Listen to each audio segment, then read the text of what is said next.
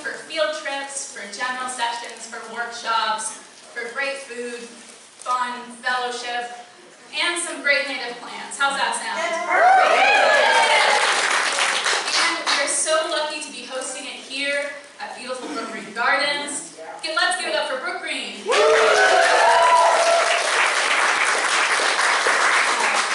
So to start us off, we're going to have a welcome from Brookgreen, from the president and CEO, Paige Pinnery. She's going to tell us a little bit about Brookgreen and how lucky we are to be here today. So let's welcome Paige to the stage. Yeah.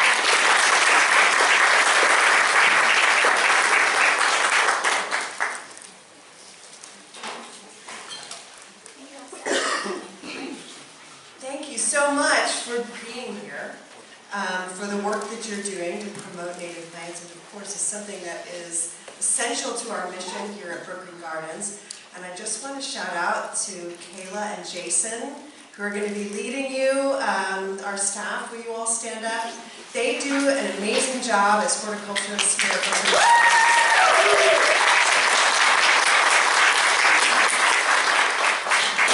So most of you are not local. Has anyone been to Brookgreen Gardens? Oh, right. This is what we love to hear. Well, welcome back. And for those of you that are new, Brookgreen Gardens is a National Historic Landmark. It was created by the Huntingtons. Anna Huntington was an artist, a sculptor, and her husband Archer Huntington, a philanthropist. And she had TB and moved from New York to Brookgreen Gardens to find a place that would be warmer and a better climate for her to sculpt. And many of you, I think, are going to head over to the state park where you can see their home and studio, Anna's studio at Huntington. I know Mike Walker is here. They're an incredible partner for Brookgreen Gardens, and we really appreciate working with them on telling the story of the Huntingtons and this property that they saved. So altogether, it's 9,127 acres.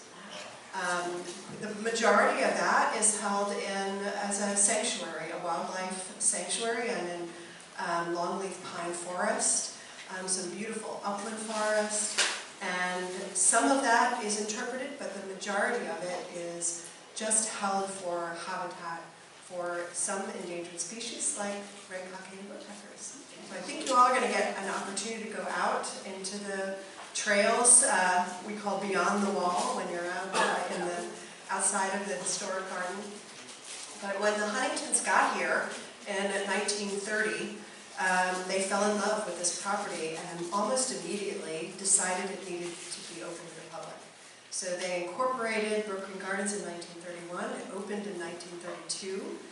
And it was a society of flora and fauna. So their focus was sharing the wealth of the native species with the world. And as America's first sculpture garden. So our mission includes interpreting the art and nature that's here, and also the history. So that came a little bit later because it was obvious that we were on a place of historic rice plantations. And native peoples. So we wanted to include that in the story that we tell about this place. And one of the things that attracted me here is that it's very much about a place.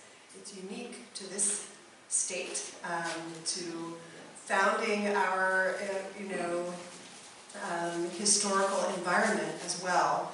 And I would encourage you, I didn't see it on your schedule, but if you have an opportunity to go out onto the boat, it's a beautiful ride through the rice fields, and nothing can teach you about that history of rice culture better than being immersed in it. And it's also a beautiful, environment where you'll see some wonderful bird watching, obviously some alligators, which is good for those of you who don't care for them. Also, if you can get down into the zoo. So much along that mile-long trail of native animals. There are native plants. They are labeled as a botanical garden. We have a brand new garden there that was the result of a tornado, so lemonade out of lemons that knocked down our butterfly house, and it is a beautiful butterfly habitat So take a walk through there if you have an opportunity. So our sculpture collection started with the Huntingtons, and she was placing her sculpture into the garden because she thought it looked different in the light. When you think about those environments of those dark bronze sculptures in a museum or even in any interior space, you just don't have the opportunity to really see the detail of the sculpture. So by creating that sculpture garden, it gave everyone an opportunity to see the detail of her work and for her to also help some of the artists. So this is the Depression era. Many of her friends who were celebrated artists like Paul Manship that you'll see in the garden, and these incredible Art Deco sculptors were struggling, as everyone was, because Archer Huntington was the heir to the Huntington fortune. Collis Huntington in Virginia founded the Intercontinental Railroad in New York. So they had an incredible support system through those funds, and they purchased sculpture to fill the garden. So at that time, when we opened, we probably had 100 to 200 pieces of sculpture. We now have about 2,500 pieces of sculpture from 450 artists. So it is the largest collection of figurative sculpture. So this is the sculpture that Anna Huntington was interested in, is that was representational, and particularly nature.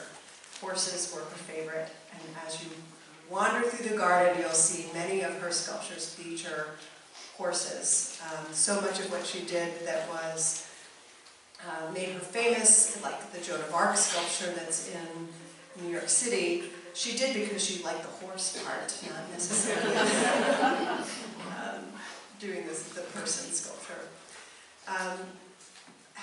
As you walk through the gardens, you will see a new facility underway. It is our Conservatory Welcome Center. So we have been in a capital campaign for what feels like forever, but we started in 2019, and it has included elements everywhere in the garden. So the Low Country Pavilion that you'll see, so many of the exhibits, the new goat exhibit, the new red wolf exhibit that's in the zoo, our Rosen Galleries, which is a changing sculpture gallery. It has an incredible exhibit right now of the National Sculpture Society, the best sculptors from around the country, who are focused on also figurative art. So check that out if you have an opportunity, although it's such a beautiful day. I know it's hard to go inside, maybe after you need to cool off after you've been hiking out in the woods. The final piece of this capital campaign is our conservatory and gardens and a new welcome center. So Anna and I, if you all have had a chance to meet Anna, who helps with our events, are very excited about the coffee bar portion of this. It's a plan. But the balance of that building is what we're calling the Great Hall, and it's allowing us to expand an orchid collection for the institution. So I know one of the items on your tour is to get out into the greenhouse and see some of the amazing variety in that plant specialty. The goal is for the collection eventually to be about 2,000, so that it can always have a blooming orchids in the exhibit.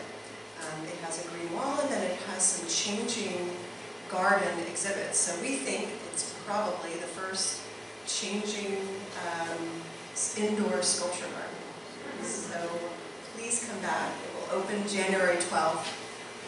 We're really proud to be able to expand the garden in this way and be able to offer more programming, more information about adaptations in the plant world, and also a beautiful place for reflection that is handicapped accessible. When we have visitors from around the world, many of them come in family units. So we really wanted to make sure that whatever we did, we created, it was open to all. That's not always easy in a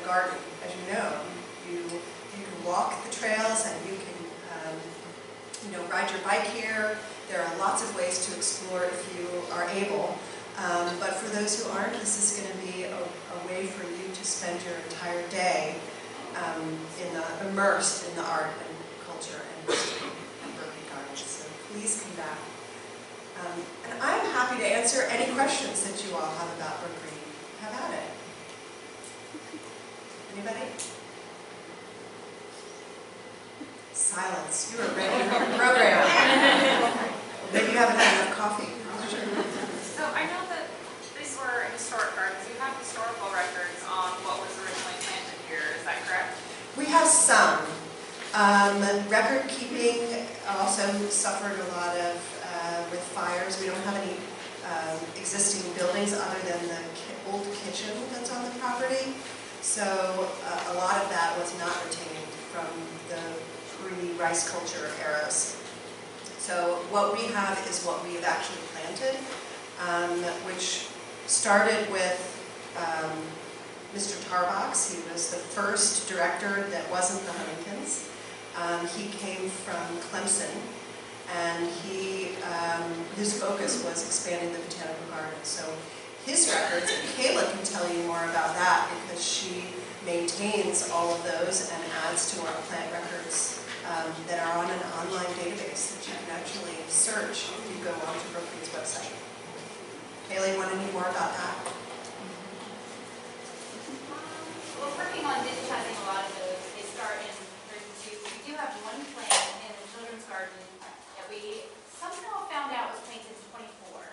So that's probably the oldest record we have. But we're working on them all online.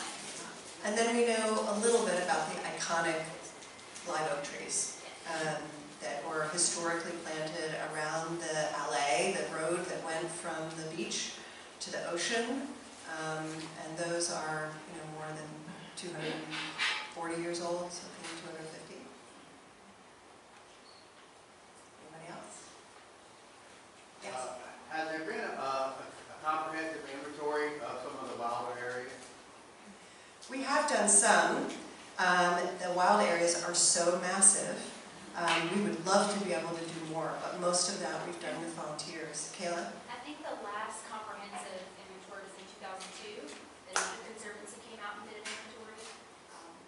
We're working on doing a little bit more. And there are parts of our property, so we actually own the property where the state park is located. So obviously they're keeping those records. We have some from Sandy Island where we have a joint management with Nature Conservancy and Fish and Wildlife. And we have some of that data. But we definitely need to be doing more on our property. I see a good opportunity for partnership. Sorry? I see a good opportunity for partnership. And a great opportunity for volunteers. So please come, please volunteer. This sounds like an excellent project for this group, and I would encourage you all to come back and be regulars. Sorry, yes? Is Sandy Island included in that 9,000? Parts of it. Our portion of the island is starts when you get off the boat. If you've been over to Sandy Island, and that's an amazing trip for those interested in history and the incredible environment that's there as well. It does include our portion of the island. All right. Thank you all so much. Enjoy your time.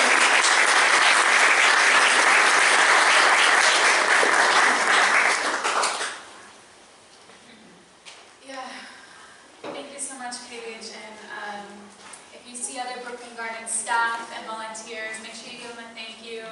And thank you to Anna.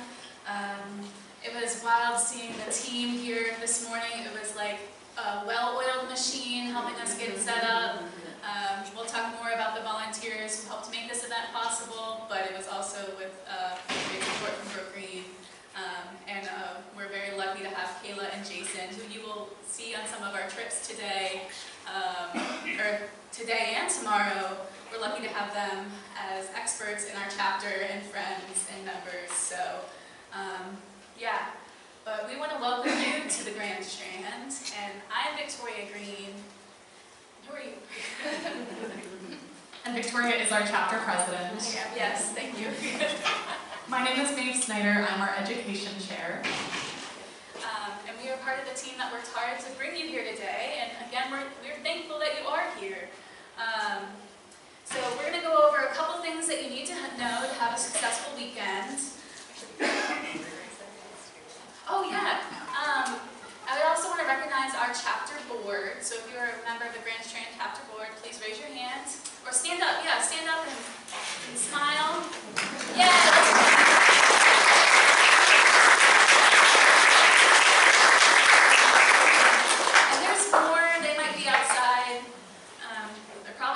Stuff. Yeah, so, welcome. Merch. We want you to buy stuff. You have lots of opportunities to buy stuff and support the chapter. Oh, excuse me. We have a couple people who already have some merch, who have some great t-shirts. So, whew. Thank you.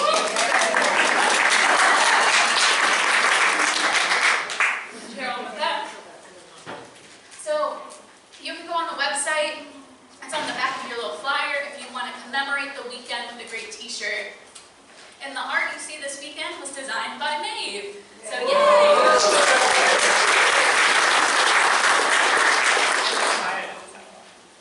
Oh, and the original paintings are in the silent auction.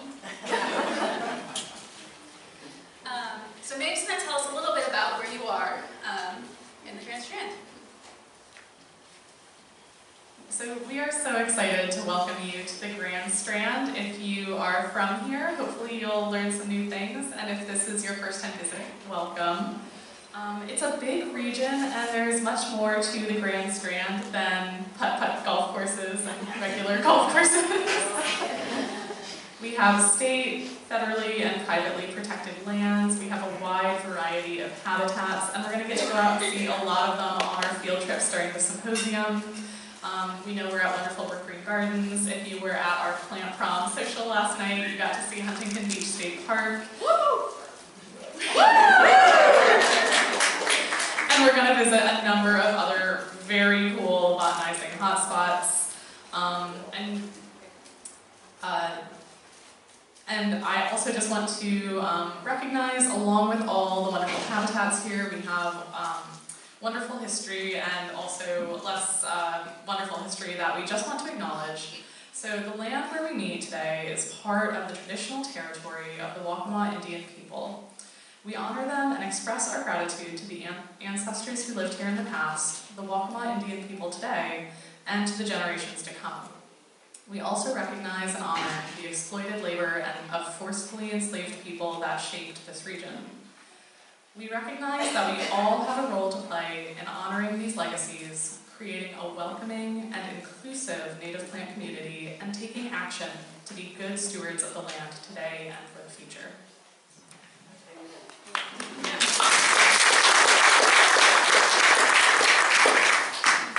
So again, we're so happy to welcome you to our northeast corner of the coast.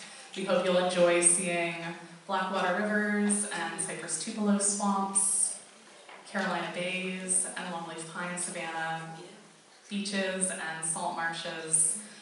It's a really wonderful region and we're so glad you're here.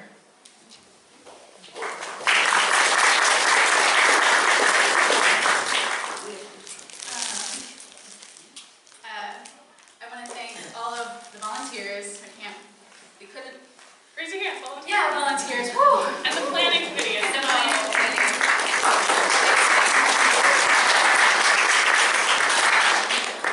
So, and make sure you thank your session leaders on all your field trips today for teaching you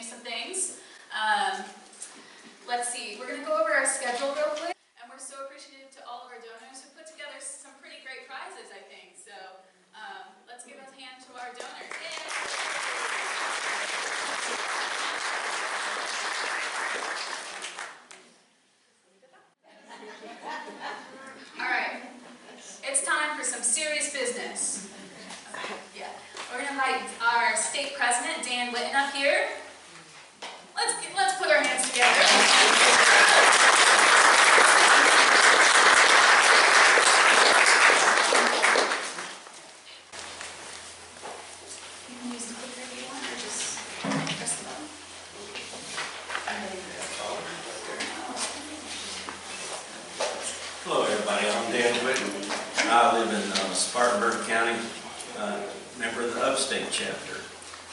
Back in 2009, I read an article about going to the Congaree Swamp to see some big trees. And I joined that group, and I saw these people are a lot like me. They like big trees, I like plants, so I became a member of that native plant society group that I was hiking with. And I made a lot of good friends, and I have a lot of fun seeing plants and field trips and all. But we do have a business side of this organization, and I've been able to serve on the state board for the last 2 years. Every odd year, and this has been an odd year. we have an election, and we elect new board officers, and I'll get to that in a minute. But first of all, I want to take care of some business that we have here. Last year at the symposium up at Table Rock State Park, we had a bylaw change. We just kind of reworded the bylaws where we used to require an audit every 5 years. Well, we never have done that in the 20-something years we've been an organization. So we changed that. We found out that it's not required by the state law, and so we changed that to have a compliance every 5 years by a certified CPA. So that's what we passed last year. And we have been working on that, and we have lined up a CPA that specializes in nonprofits, Davidson Company, and they shall be doing this compliance thing by the end of this year is our goal for that. So that's one of my goals that I had when I became president. Another one, Samantha, our secretary on the board, provided me a map of the state, and I noticed we had several holes. And I've lost that map, but I've regenerated this one that you see up there on the screen there. And we had 6 chapters, and there wasn't anything in the Aiken area, there wasn't anything in the Florence area, so we've been able to establish 2 new chapters. Now we have 8 in our state, so we have a fairly good coverage of our state. We can always have more chapters if we have a need for that. We do have over 1,600 members statewide, and we're growing. And I get emails and on our website, people asking for, how can I get native plants? So this is growing, and you're all part of this growing organization, and I'm glad to be part of it as well. And so the state board is made up of 4 officers: the president, vice president, secretary, and treasurer. And we also have the 8 chapter presidents and also a chapter rep. So we have up to 2 people from each chapter. And then we have several committee chairs, like the advisory committee, the membership committee, and our Parks Mill committee, our Lisa Matthews Memorial Bay committee, and our Kingsbury Bay committee. Those chairmen of those committees are all board members. We had an opportunity of about 23 people voting, and we decided that was very hard to get all these people, get a quorum of those 22 people. So we added a standing rule to our amendment to our bylaws. And that standing rule said that only 1 board member, you get only 1 vote per board member. And then we had 12 voting positions. That was the 14. We had the 4 officers. We had 1 from each chapter. So either a president or a chapter representative could vote. And then we had 2 of the committees, the advocacy and membership committee also had a vote. So we have up to 14 voting members of the board, so we will have a quorum of 8 now. So that's one change that we made so we can facilitate business a little better. It was just really unclear in our bylaws of who got to vote, so we made that clear. And another thing is, this is the election year, and first of all, I want to thank the officers that have served with me the last 2 years. Samantha Porcel is sick today, and she's not able to come, and she's our secretary. Tierney Rosenstock is our treasurer. And Frank Holloman has been our vice president, and I'm the president. So we had a nominating committee that submitted a slate of officers, and those were presented on September the 3rd, and we had a window of 20 days that any members could nominate somebody from the floor, and during those 20 days we did not receive any other nominations. So our bylaws state that the slate of officers presented by the nominating committee is declared elected. So I would like to announce the elected officers. Tierney Rosenstock is our new president.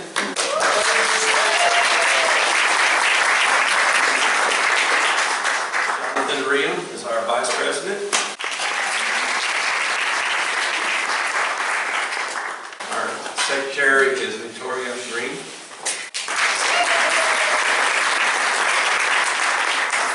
There's John Heidegger. He's not able to attend.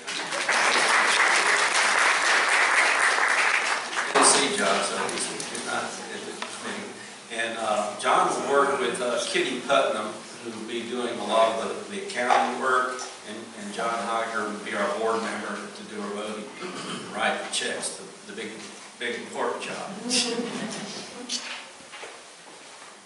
That's all I have.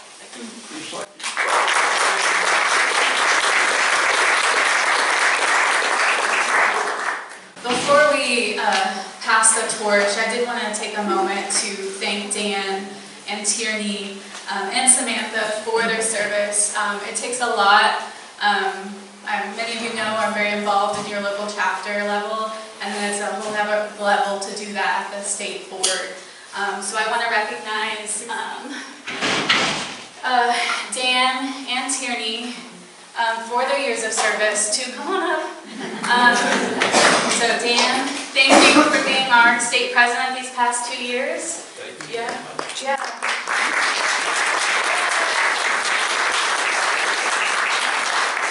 And thank you, Tierney, for being our state treasurer, balancing those books. Yeah.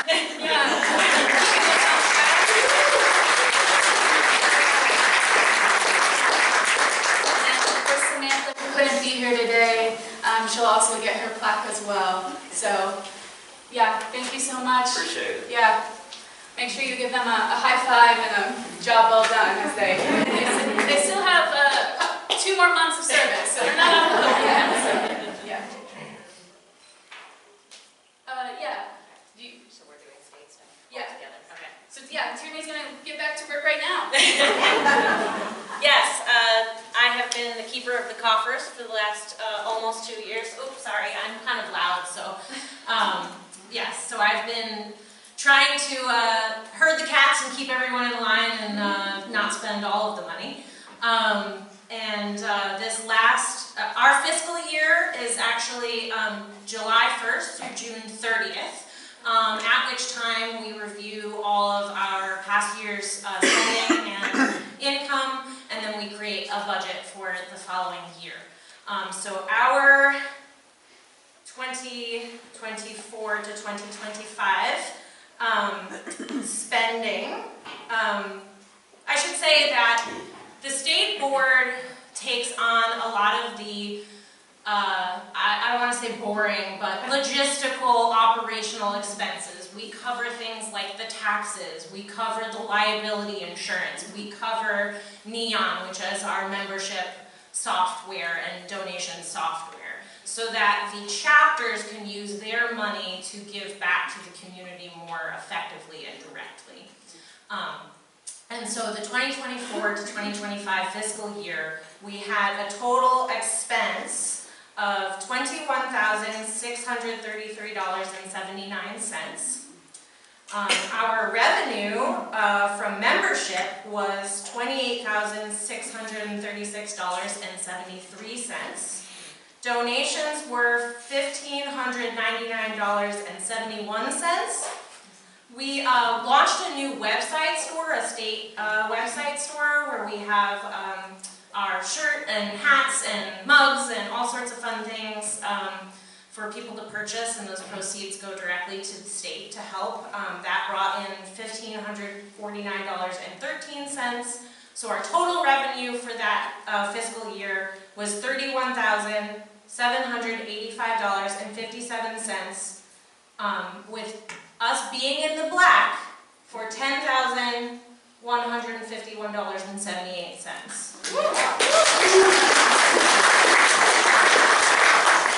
So, as a conservative fiscal person, I was quite happy. And we hope to continue to have that forward motion so that we can grow and develop as a society.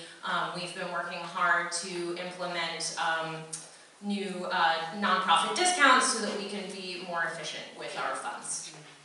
And if anybody has any questions, you can ask me throughout the weekend.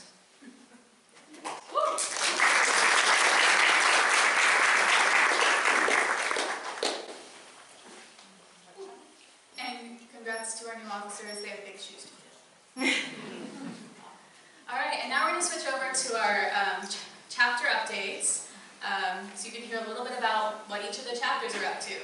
So we're going in alphabetical order, not just because we're a little biased towards the Grand Strand, so I'm going to talk about the Grand Strand. So I'm still Victoria, I'm the chapter president, and the Grand Strand had a busy year, not just planning the symposium, but we're going to talk a bit of some of our highlights. So, first, our newsletter grew to over 1,000 subscribers.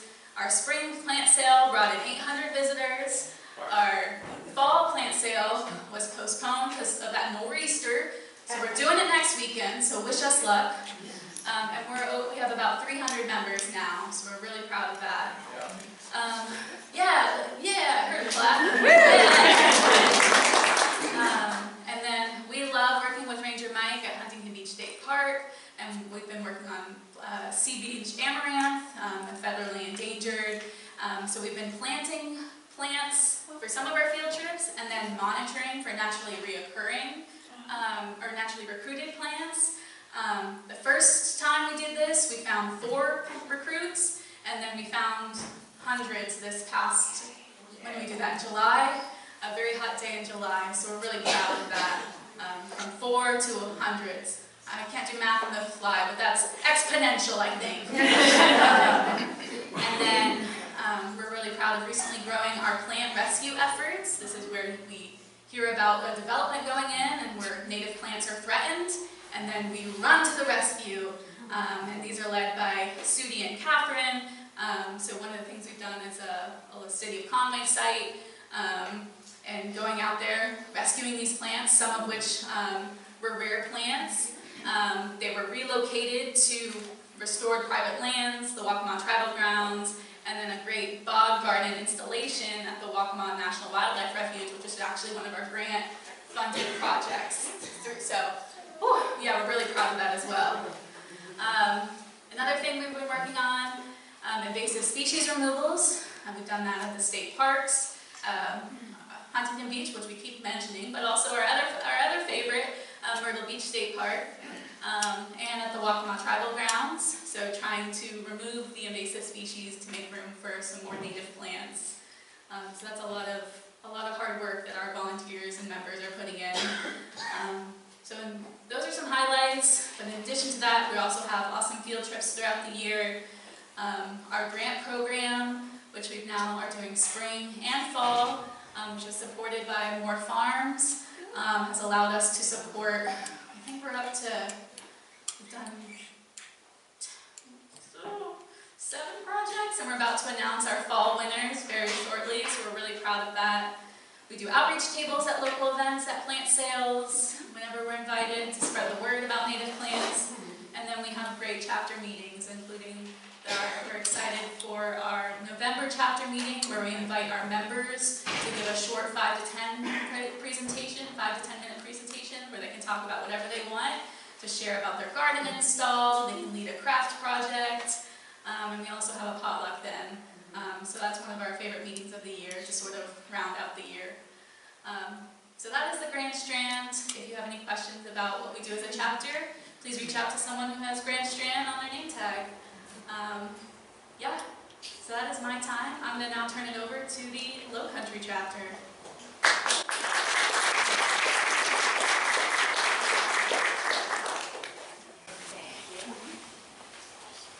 Good morning, folks. I'm Amber Von Harten. I'm the president of the Low Country chapter.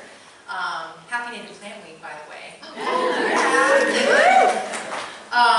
So our chapter has really grown a lot in the last year and had kind of categorized it in these three areas for community impact.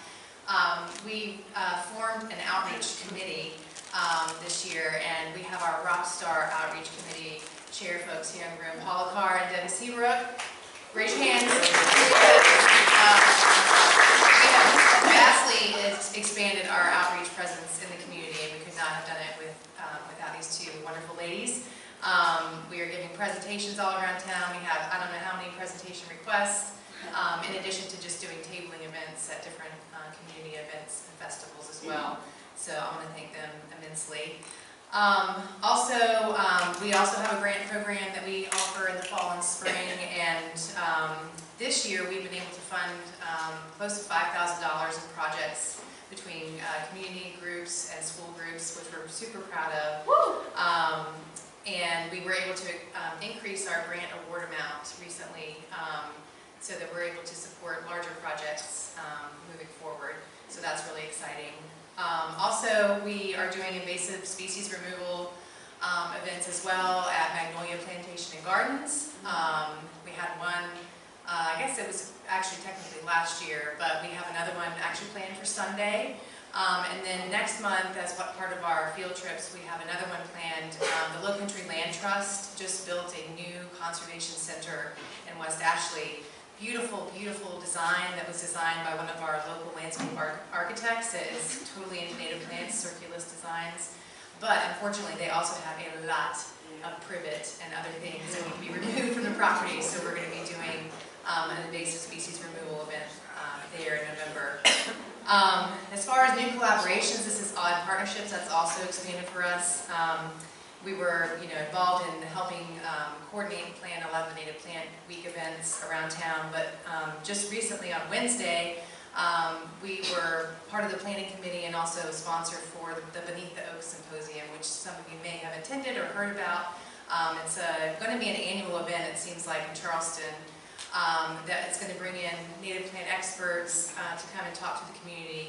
And then also each year we'll have a theme. This year was kind of targeting more landscapers, the folks that are doing installation as well as maintenance, to talk to them about introducing them to native plants, because a lot of people aren't aware of that in that industry. And we had a keynote speaker, Rebecca McMacken, who's a well-known horticulturist that has installed large public private partnership gardens up in Brooklyn. She was super inspiring. She has an amazing blog and podcast. If you haven't heard of her, I would encourage you to check her out. But that was all done in the vein of these new partnerships with the Kiowa Conservancy, the Charleston Horticulture Society, different private businesses, as well as Audubon, South Carolina. So that's been a really fun, expanded partnership opportunity. And then the most recent one is also, we are partnering a lot with the Coastal Master Naturalist Association, because we have a lot of the same members, and we both have amazing programs as well as resources. So we're going to be sharing a lot more volunteer opportunities between the two groups. And we're really excited about one coming up in the next couple weeks. We're doing a bio blitz in coordination with them and the Charleston Natural History Society and Kiowa Conservancy at one of their properties to document for the first time all the flora and fauna of that property. So that's super exciting. And as far as growth, I mean, we have about 400 members now, which is awesome. We have our plant sales, which directly benefit our grant program. We couldn't support our grants without our plant sale proceeds. So thanks to those vendors that are in the room that help contribute to that. And then we're also developing a lot of new resources for our chapter members. We just recently developed a low country version of the Native Plant Alternatives handout. And then we're starting a series of blogs and articles that you'll find under the chapter news tab. And Samantha, who unfortunately couldn't be here, is one of our other Rockstar board members, and she just did a stormwater management using native plants article, so I encourage you to check that out on the website. But hard to live up to. Low Country is hosting next year, so stay tuned for dates on that.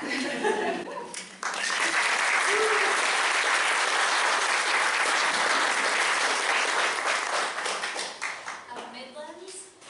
I'm Don McGinnis. I'm president of the Midlands chapter, and I haven't seen this. This is done by our chapter representative, Jordan Hauser. But we've had a good year. We worked quite extensively with our city council to change the landscape ordinance so that folks could, regardless of Amanda here, that showed up on Making It Grow a couple months ago, so we were very proud of that. The mayor did a great interview. Yeah. Daniel Rickman has turned out to be a big surprise. He's a conservationist. In the spring, we worked, BioBlitz was just mentioned. We worked with a bunch of grad students, USC biology department, who got a citywide initiative working. It's a program called City Nature Challenge. It's an iNaturalist-based program where basically it's a BioBlitz, and we were one or two events out of about a dozen over a long weekend in the spring. That's something I encourage the other chapters to look into. Columbia did fantastically well. For its size, we were like top 10 across the globe. A couple cities in Bolivia apparently win it every year. But we did quite well for the U.S., and especially given our just a medium-sized city.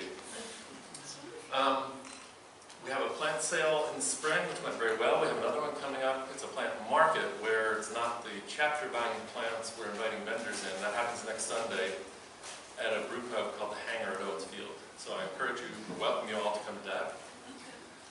We've grown as well this year, and we've done quite well. We have very active, and I'm very thankful that I have a supportive board. At least one member's here, Lynn Yankee, who does our education and our communications. Thank you, Lynn. Another thing that we've done is this year we started a grants program, not only for projects, but also for scholarships. So for members that apply, we're willing to pay for them to go to a symposium or another educational event.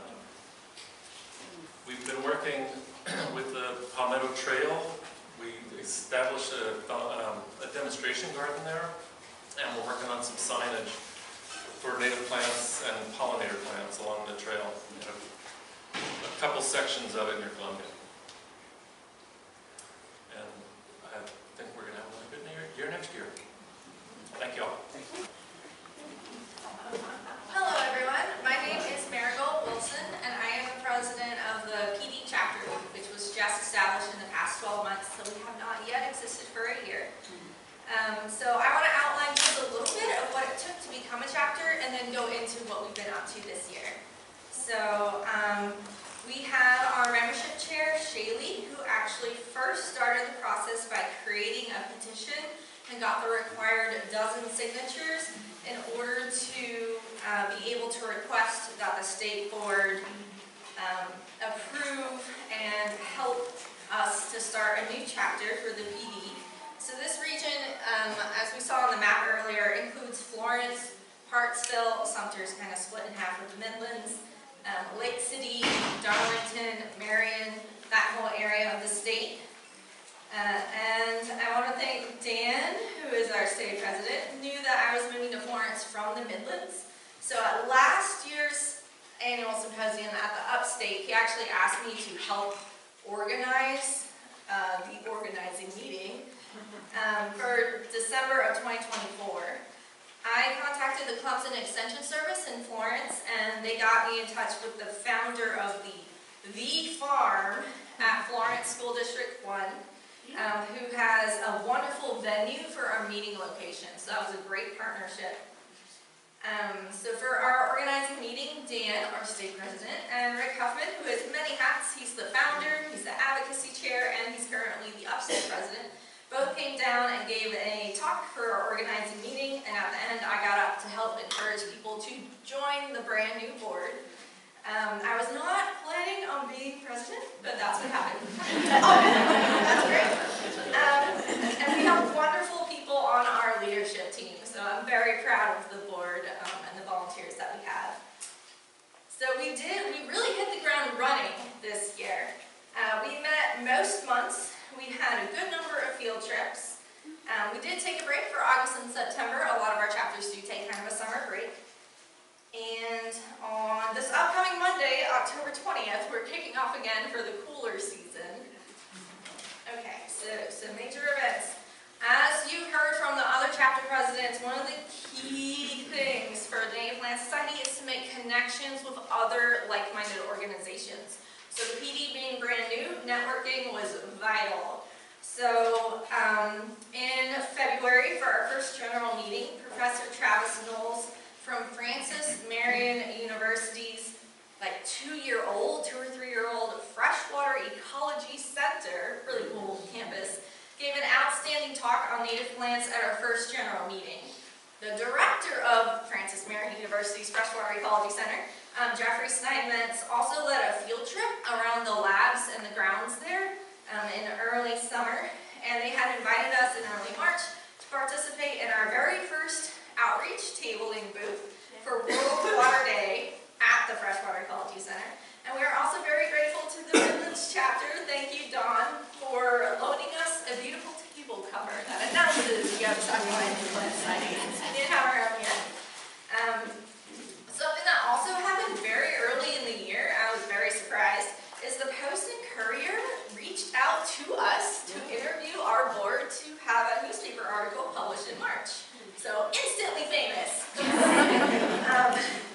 In April and May, we attended 4 different Earth Day outreach tabling events, and so this is not including the one in March, on Saturday mornings, and our board created a native seed mix that we hand-selected which seeds would be in it from the Prairie Moon Nursery, so we could order them from a reputable source.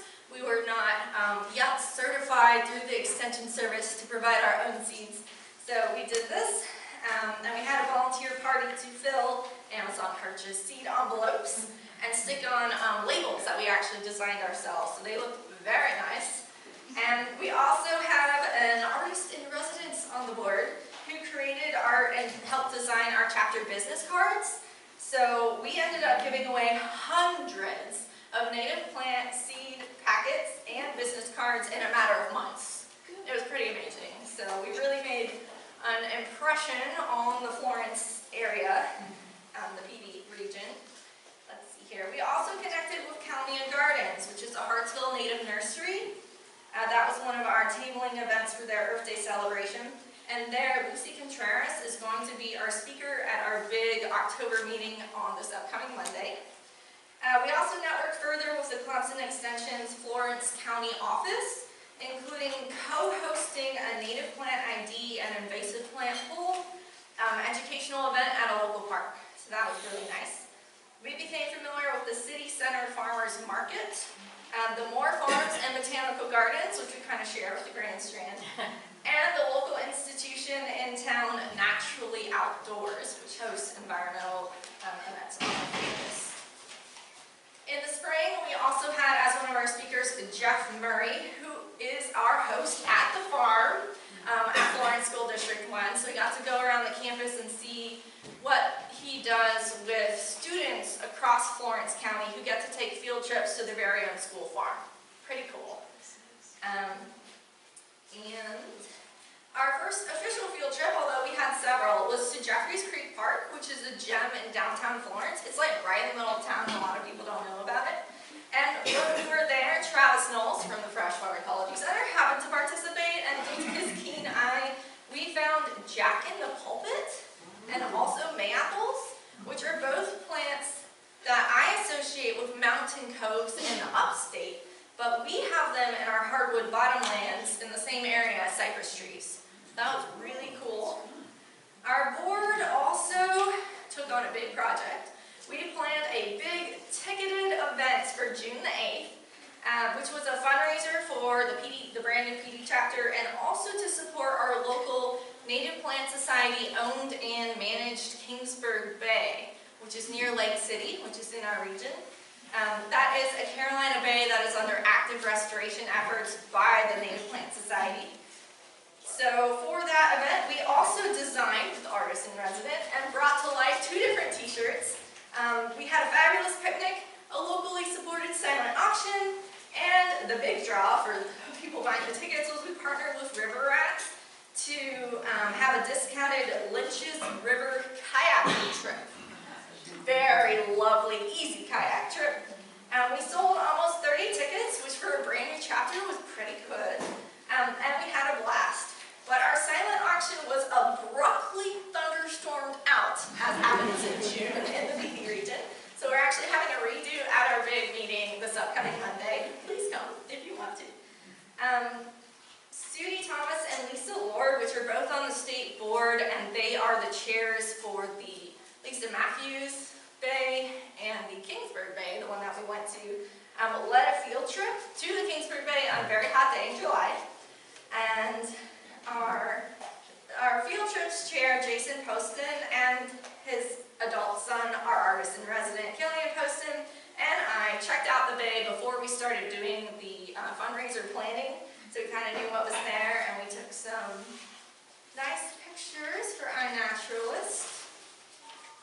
So I just want to thank again, the state board has been very supportive of us founding our new chapter. Rick Huffman even came down again to be our speaker in June. Thank you to him.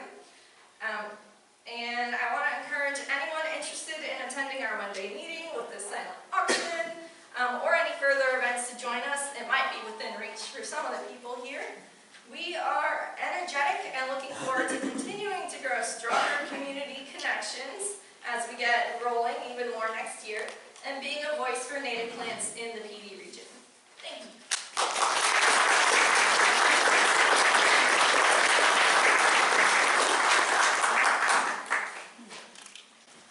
So, I will give these updates from the Piedmont chapter. Mitzi Stewart could not be here today as the chapter coordinator. So membership remains steady in 2025 with about 60 members.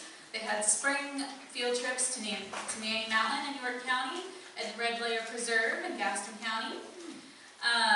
Their popular summer educational series include excellent presenters and topics such as Paula Gross with native ferns, Lisa Tompkins with favorite natives for the home landscape, and Dr. Carrie DiGiaco, research updates, pollinators and native plants. So they also had an annual social with native plant and seed exchange. They had with extra seeds donated to the Lancaster County Library for sharing with their new seed exchange program. They continue to support the Catawba Nation and its, I can never, how do you say the sunflower? Thank you. Sunflower Reestablishment Project on tribal lands. And so Mitzi will be stepping down after 9 years of service to SCNPS, and will be transitioning to new chapter leadership in the board for 2026. And I will say that Mitzi has really helped the board, both her chapter and the state board for, I can't believe it's only been 9 years, but it has definitely had an impact more than that. So we will miss her service, and we're really appreciative to her. So let's give her a round of applause.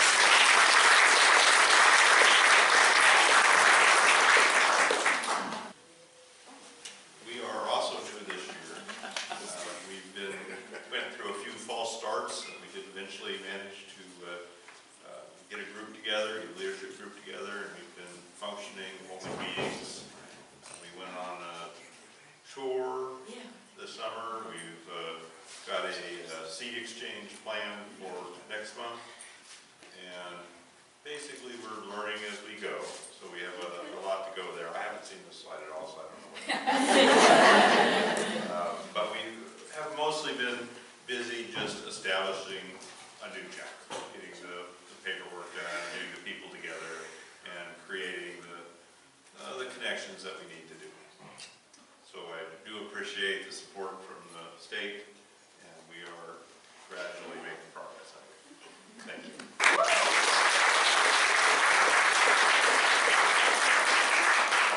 Thank you all for today. So I'm Rick Huffman, and I'm the upstate chapter president. I'm also the founder of the Native Plant Society.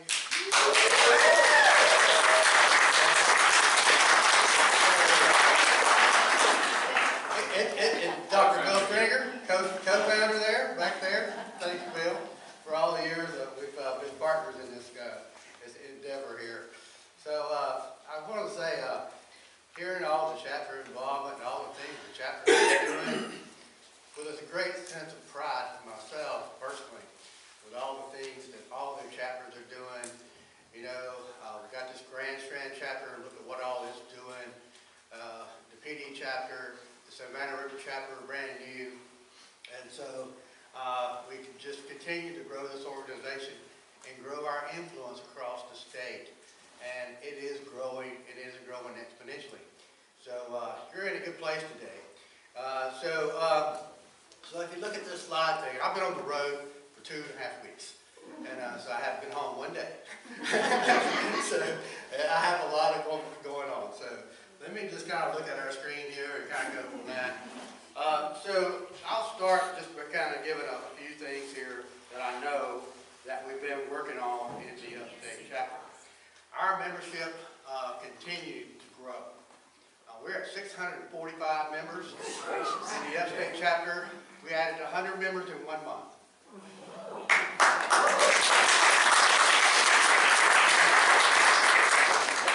We continue to do what we need to do as far as our publicity and our outreach. We've had one of the best publicity teams ever. And Jesse Freeman has been our publicity chair for a few years, and he has just raised our bar, really. I can't say enough good things. He is vacating that, but we've got new people coming in for that. So we're in a little bit of transition with new officers and things in the upstate chapter. So you can see some of these things that we're doing up, and I'll just let those stand there, and I'll just kind of keep talking here, which I'm good at. Again, the newsletter and publicity continues to just rage, and I just can't be more proud of what we do in there, because public outreach and education is what we do, okay? And tomorrow I'll be covering a lot of this stuff tomorrow in my session. Our recent fall plant sale that we had last week generated $22,500. And it was kind of an online sale, okay? So you make your purchase online, you drive up, they put your plants in your car, and you take off. And so stop and shop.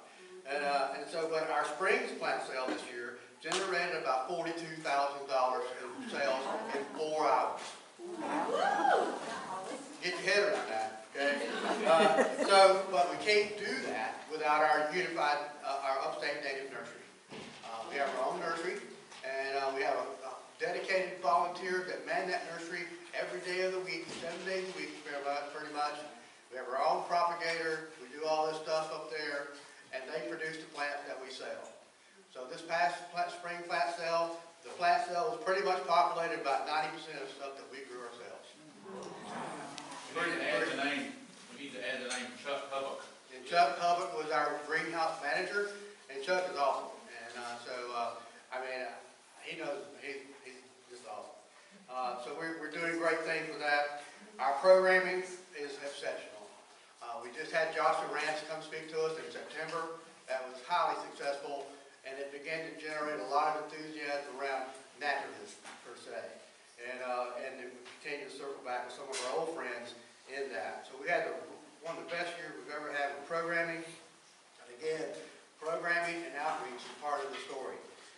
We've had programs for 30 years. 30 years of educational programs, month after month after month. And they're recorded, so you can go see them. And so that's a really big thing. Our field trips have been great this year. We went to some really, really cool places.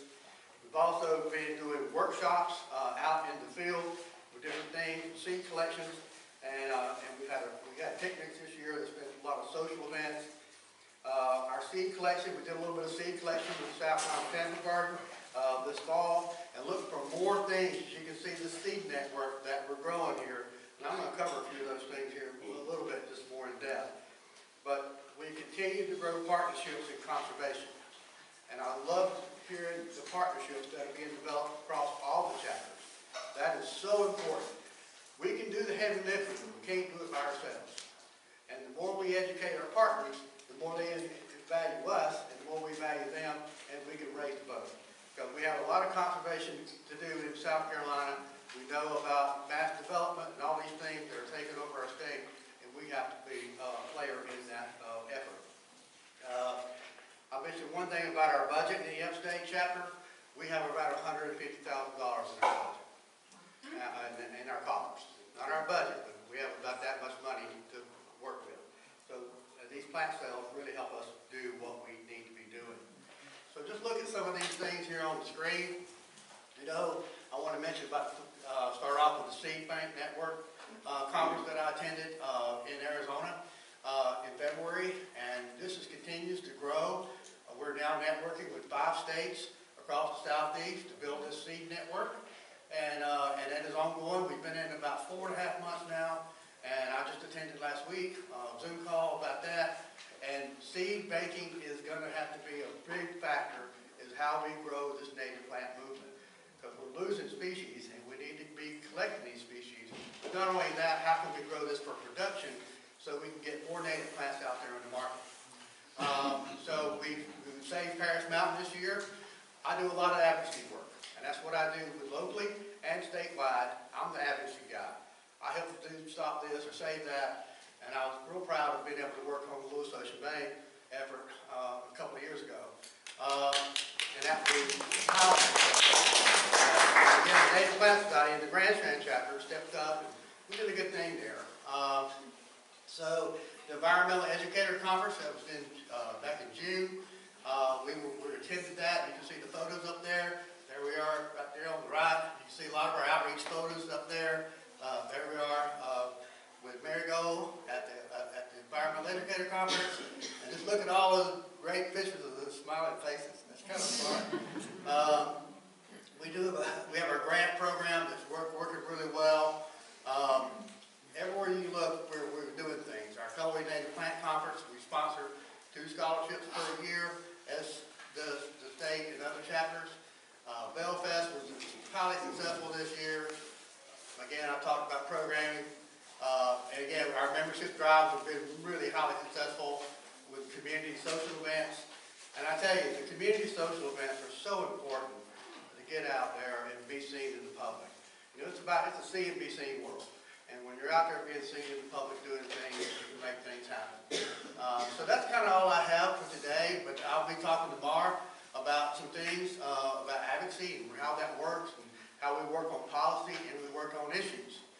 And so one of the last things I did last fall was I was approached by a lobby team, and they asked me to write a proviso to codify native plants in state government. I wrote that, and they turned it into a law, and we got it passed this spring, so that now native plants are codified in the state government, and all state buildings have to have 50% native plants.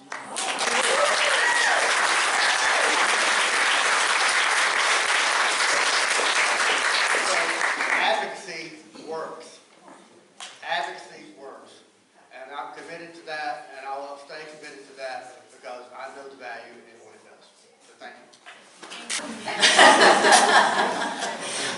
No, thank you all for having this wonderful conference, Victoria and Tierney and all the committee. This is, having done a couple of symposiums, the first time they asked me to do one, I said I'll do one, and then I'll either never do another one, or I'll do a bunch of them. So it's the teamwork is the dream work. So y'all are doing just a fabulous job here. We are a very small chapter, but I have some great dedicated volunteers. We like to go on field trips, and so at the drop of a hat, we may go to a power line and just botanize under a power line. So that's some of our best ones. We had a bog workshop. John Alexander is a young carnivorous plant enthusiast, and he's the director of St. Philip's Island now. He leads, he's part of the state park system at St. Philip's. Am I saying it right? St. Philip's Island was the island that was owned by Ted Turner. Anyway, so John came and did a bog workshop, and he had all of these carnivorous plants that he grown from seed. I was just super impressed when I saw his little collection of Venus flytraps and things that, pitcher plants. Anyway, we had a fabulous time. vice president of the chapter and her husband are both avid naturalists, and they just have got some great things planned for us. One thing that we did recently with Nancy Adamson, we went up to a new wildlife management area, Coosawhatchee, and did a field trip with her and just saw some really fun things. So it is about advocacy and outreach. We have so many wonderful community partners in Beaufort with the Open Land Trust and the especially the Open Land Trust. But we will be having a speaker, Kate Schaefer, talking about some property that they just acquired in Beaufort, Chelsea Plantation. So anyway, DNR, all of them, we just, we couldn't do what we do without great partners, and I thank you all so much.